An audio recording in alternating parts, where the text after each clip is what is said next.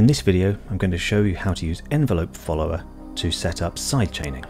Let's start off with a nice soft pad, and from there we'll add a drum kit. Let's increase the tempo.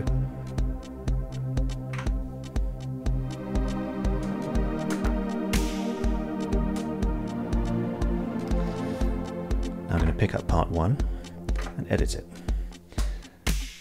Under element 1, I'm going to find the level and control assign that to envelope follower 2.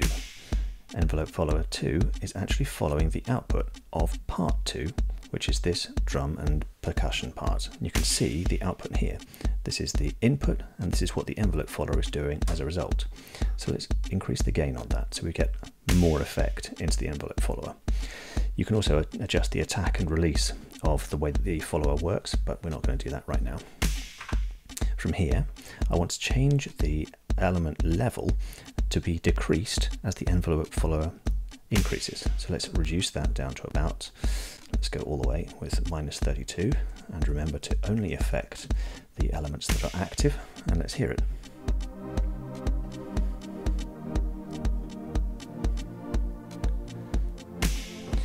Let's go even further. Let's go to the filter and assign cutoff to envelope follower 2 as well.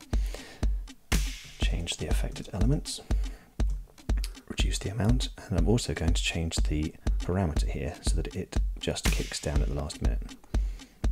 Let's try something like that and see how it sounds.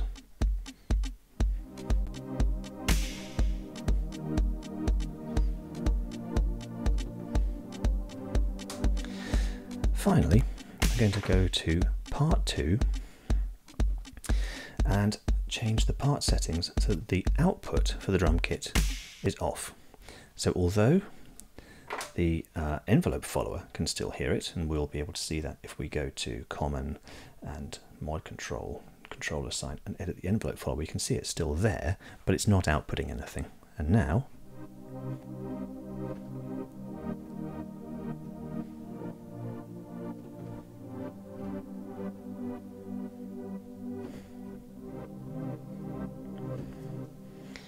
and that's how to use envelope follower to do sidechaining.